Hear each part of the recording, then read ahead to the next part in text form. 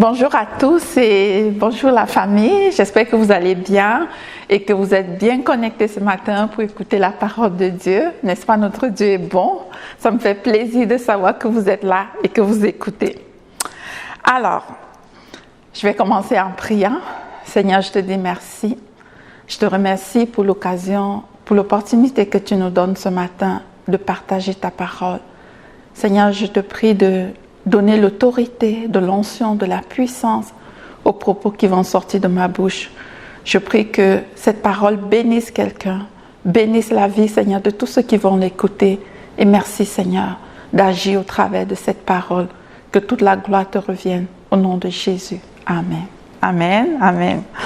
Donc, la Bible nous dit dans 2 Timothée 3, 16 à 17, version Semeur, car toute l'écriture est inspirée de Dieu et utile pour enseigner, refuter, regresser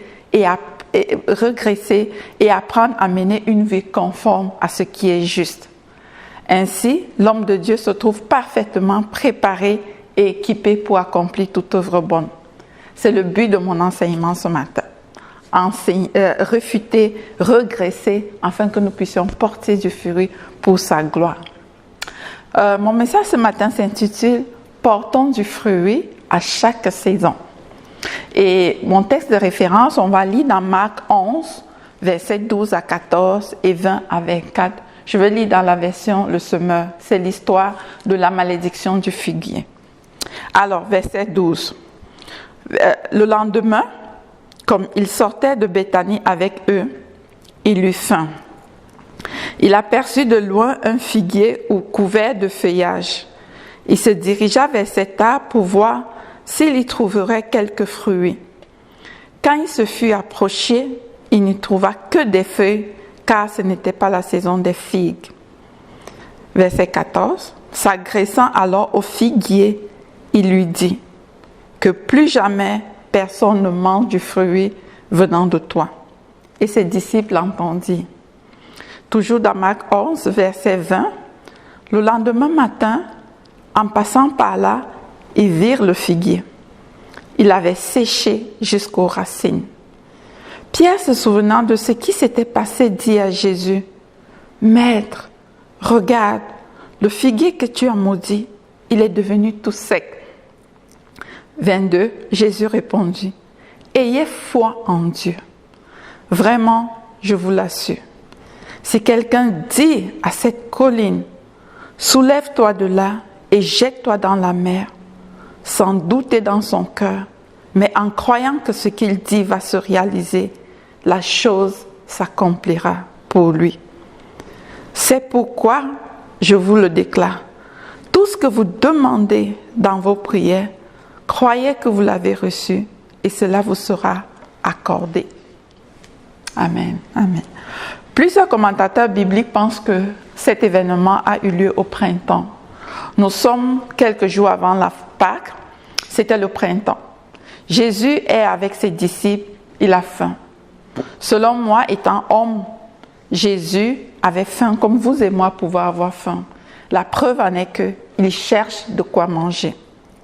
Dans d'autres passages, Jésus va dire « Ma nourriture est de faire la volonté de celui qui m'a envoyé et d'accomplir son œuvre. » Jean 4, verset 34.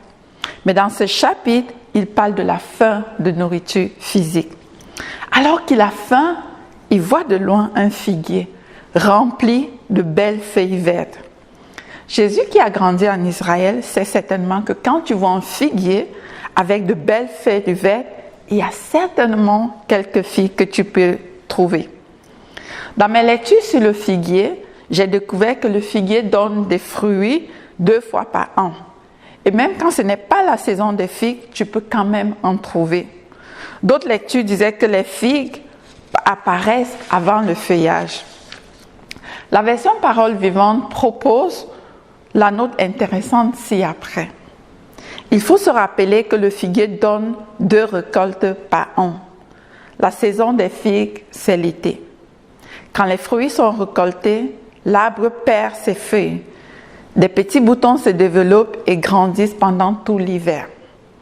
En avril, au temps du récit, certains boutons ont donné des feuilles d'autres des figues vertes ou printanières.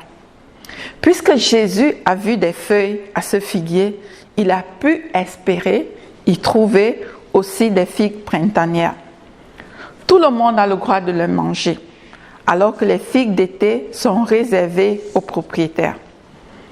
D'autre part, il arrive que sans raison spéciale, certains arbres ne portent pas de figues vertes, alors qu'un figuier sain a toujours du fruit en été. Cela explique pourquoi Marc dit « car ce n'était pas la saison des figues ». Jésus ne pouvait pas s'attendre à trouver déjà des fruits d'été parvenus à maturité. Il aurait du moins trouvé quelques prémices de ces fruits, quelques figues printanières. Malheureusement, l'arbre ne porte que du feuillage qui attire les regards, mais aucun fruit. J'imagine la déception de Jésus quand il n'a trouvé aucun fruit. Quand j'étais plus jeune, j'allais souvent au village et on allait chercher des mangues. Quand on arrivait sous un manguier et qu'on voyait un beau feuillage, on s'attendait à trouver des mangues. Quelle déception quand il n'y en avait pas. Pour revenir à notre texte, on comprend maintenant pourquoi, malgré le fait que ce ne soit pas la saison, Jésus s'attend à trouver quelques figues pour satisfaire sa faim. Il arrive donc sous le figuier, pas de fruits. Dans sa déception, il sort une parole de sa bouche. Le verset, il dit au verset 14 de Marc 11 que plus jamais personne ne mange de fruits venant de toi. La même histoire est racontée dans Matthieu 18. Matthieu 18 au verset 19, il est écrit « En l'instant même, le figuier devint tout sec. » Mais dans notre version ici, Marc, on dit que le lendemain, il vit le figuier, il avait séché jusqu'aux racines. Je pense qu'il y a un principe que Jésus nous enseigne ici, l'importance de nos paroles, l'importance de ce qui sort de notre bouche. La Bible ne nous dit pas qu'il priait. La Bible ne nous dit pas qu'il allait dans sa chambre, qu'il a fermé sa porte, qu'il s'est mis en position de prière. La Bible ne nous dit pas qu'il a dit que, ok, on va prier. On peut croire que ce n'est que quand je prie que Dieu écoute. Non, frères et sœurs. Dieu nous entend. Chaque fois que nous parlons, quand je parle en bien, que ce soit de moi ou de quelqu'un d'autre, Dieu m'écoute. Quand je parle en mal de quelqu'un d'autre ou de ma propre personne, Dieu m'entend. La Bible va dire dans Proverbe 18, 21, « La mort et la vie sont au pouvoir de la langue. Quiconque l'aime en mangera des fruits. » Par mes paroles, je peux donner la vie. Par mes paroles, je peux donner la mort.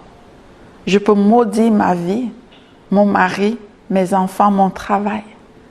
Faisons attention à ce qui sort de nos bouches. Surtout quand nous sommes en colère, quand nos émotions sont emballées, il vaut mieux se retirer quelques minutes, respirer un coup et revenir parler quand on est plus calme. Particulièrement dans cette saison où tout change, qu'est-ce qui sort de nos bouches? Ma soeur, mon frère, et toi qui nous écoutes, qu'est-ce qui sort de ta bouche? Des paroles du genre « Oh, ce n'est jamais facile pour moi. Quand c'est mon tour, les choses sont toujours plus compliquées.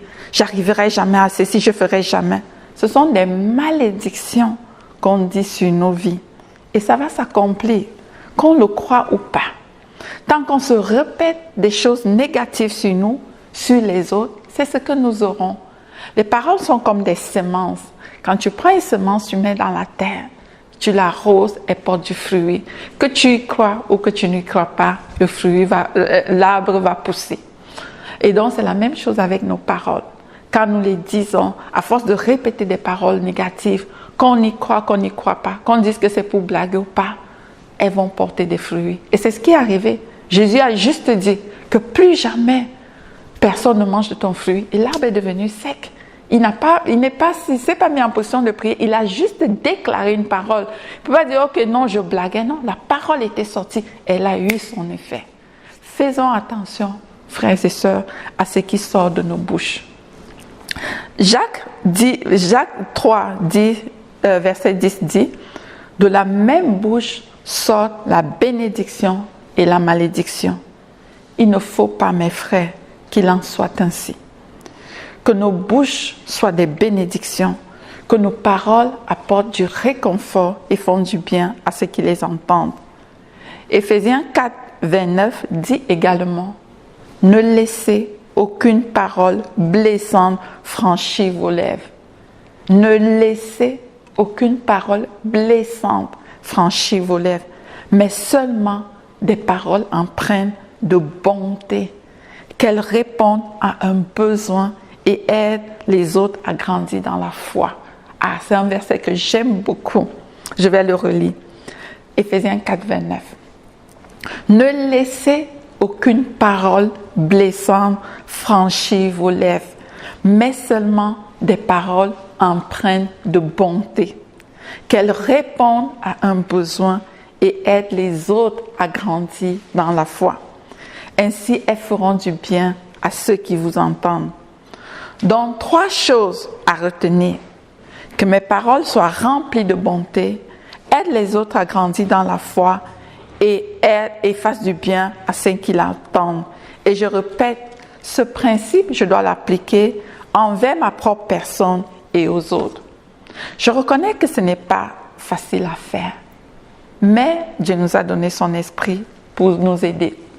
Je me souviens quand je venais d'arriver au Canada, je travaillais dans une banque et c'était l'anniversaire de ma gestionnaire. Ce jour-là, j'ai dit, « Ah, bonne fête, t'as quel âge ?» Elle m'a dit, « J'ai 26 ans. » J'ai dit, « Quoi? T'as 26? Tu ressembles à 40. » Elle était choquée et puis elle m'a dit, « Oh Alice, on ne dit pas des choses comme ça aux gens. » Et là, au long de la journée, je l'ai vue, elle était triste. Je suis allée la voir, je lui ai dit, « Je te demande pardon pour ce que je t'ai dit tantôt, parce que je voyais qu'elle avait été blessée. » Pour moi, c'était normal. J'avais dit ce que je pensais. Mais à la lumière de ce verset-là, même si quelque chose est vrai, c'est-à-dire que même si, par exemple, je vois quelqu'un, c'est vrai et tout, si la personne ne me demande pas son opinion, je n'ai pas besoin de lui dire. On va me dire que, mais Alice, si c'est vrai, oui, je n'ai pas besoin de lui dire. Est-ce que cette parole va lui faire du bien? Est-ce que ça va l'aider à grandir dans la foi? Est-ce que cette parole a empreinte de bonté? Donc, personnellement, je pense que même si c'est vrai, je n'ai pas toujours besoin de dire. Par exemple, je prends le poids pour nous les femmes. Quand tu prends du poids, ton ami te voit, « Ah Alice, salut, mais t'as grossi. » Mais c'est comme, non. Si Alice sait qu'elle a grossi, peut-être pour elle c'est un problème, elle est en train de combattre ça. Donc je n'ai pas besoin d'en rajouter, je n'ai pas besoin de revenir lui dire que tu as grossi parce qu'elle le sait déjà. Alors, je nous encourage que nos paroles soient empreintes de bonté, fassent du bien à ceux qui l'écoutent et les aident à grandir dans la foi. Si on nous pose une question, c'est différent. Si quelqu'un te demande « Qu'est-ce que tu penses de ça ?» Ça, c'est différent. Mais de sortir une parole comme ça, qui n'encourage pas, qui n'édifie pas, qui ne fortifie pas l'autre, même si je pense que c'est vrai, je n'ai pas besoin de le lui dire. Que Dieu nous aide. Et moi, c'est un principe que j'enseigne à mes enfants, de faire attention à ce qui sort de leur bouche. Quand ils me disent « Ah, maman, je ne serais pas capable de faire ceci » ou qu'ils s'insultent, ou je leur dis toujours « Demandez pardon ». Demander pardon. Et nos enfants nous imitent. Parfois, quand je vais dire quelque chose, dire une mauvaise parole, ma fille m'a dit, maman, tu viens de dire une mauvaise parole, renonce à cette parole-là. Je demande pardon et je renonce à cette parole. Et je demande au Seigneur de pardonner et je déclare le contraire dans la vie de mes enfants ou de mon mari et tout. Donc, je vais nous encourager, 3 choses, comme je l'ai dit, à retenir, que mes paroles soient remplies de bonté, aide les autres à grandir dans la foi et fasse du bien à ceux qui l'entendent. Je vais revenir dans les fruits, parlant des fruits. Dans les évangiles, Jésus a beaucoup parlé de fruits. Dans Matthieu 7, 16 à 20, que je vais lire, je lis dans la version du Semeur, Matthieu 7, versets 16 à 20. Parlant des faux prophètes. Il dit, vous les reconnaîtrez à leurs fruits. Cueille-t-on des raisins sur des épines ou des figues sur des chardons? Tout bon arbre porte de bons fruits, mais le mauvais arbre porte de mauvais fruits. Un bon arbre ne peut porter de mauvais fruits, ni un mauvais arbre porter de bons fruits. Toute arbre qui ne porte pas de bons fruits est coupé et jeté au feu. C'est donc à leurs fruits que vous les reconnaîtrez. C'est donc aux fruits que nous portons en tant qu'enfants de Dieu, chrétiens, que l'on nous reconnaîtra. Ma question est, quels sont les fruits que je porte? Ça fait peut-être 5 ans, 2 ans, 1 mois ou 3 mois que je suis chrétienne. C'est quoi les fruits? Quels sont les fruits que je porte? Galates 5, 22 va dire, mais le fruit de l'esprit, c'est l'amour, c'est la joie, la paix, la patience, la bonté, la bénignité, la fidélité, la douceur, la tempérance. C'est ça le fruit de l'esprit.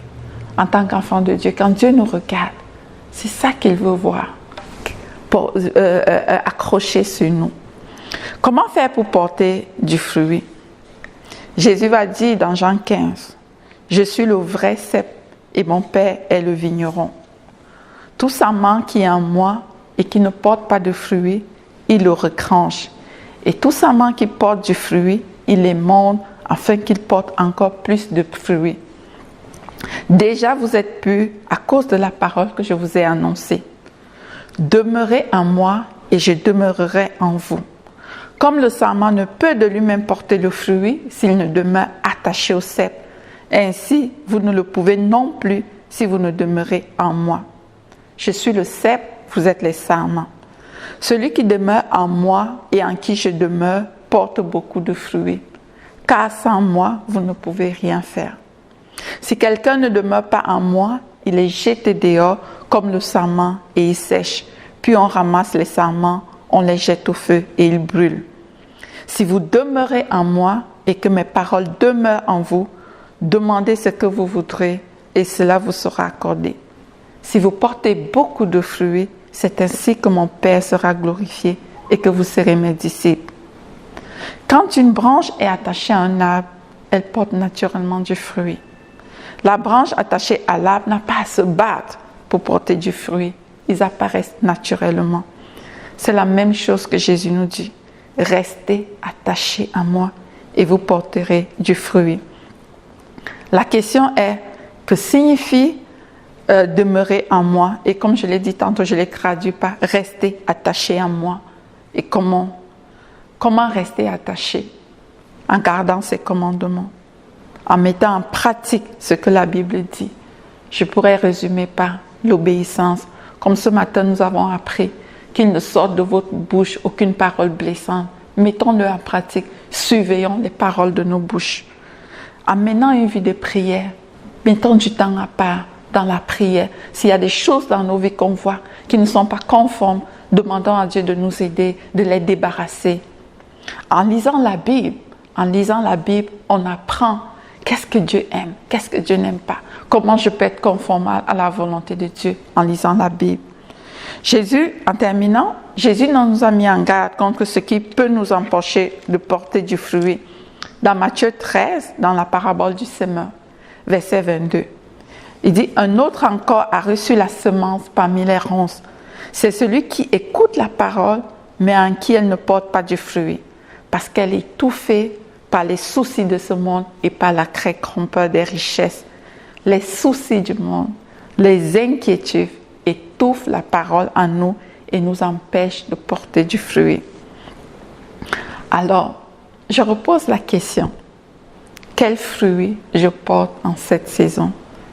Qu'est-ce qui sort de ma bouche? Que par la grâce de Dieu, nous portions des fruits qui demeurent et que de nos bouches, qu'il ne sorte que des paroles qui communiquent la grâce, font grandir dans la foi et font du bien à ceux qui l'entendent. Amen. Que le Seigneur bénisse sa parole. Amen. Je vais prier maintenant, à présent que nous avons entendu la parole de Dieu. Prions ensemble. Seigneur, je te dis merci. Merci pour ta parole qui est sortie ce matin. Et je vais prier, Saint-Esprit. Jésus, tu as dit, il est avantageux pour toi que tu t'en ailles. Parce qu'en allant, tu nous envoies le Saint-Esprit qui est avec nous et qui nous aide. Seigneur, Saint-Esprit, aide-nous à ce que de nos bouches, qu'il ne sortent que des paroles qui bénissent, qui font grandir dans la foi. Et je prie, Saint-Esprit, que tu nous aides à porter du fruit. Aide-nous à l'amour, la paix, la joie, la patience, la bonté, la fidélité, la douceur. Aide-nous, Saint-Esprit. Aide-nous à toujours choisir de porter ces fruits, à manifester l'amour, la paix, la joie, quelles que soient les circonstances. Merci, Seigneur, de nous aider. Merci de nous fortifier. Bénis ton peuple. Bénis-nous cette semaine. Au nom de Jésus. Amen.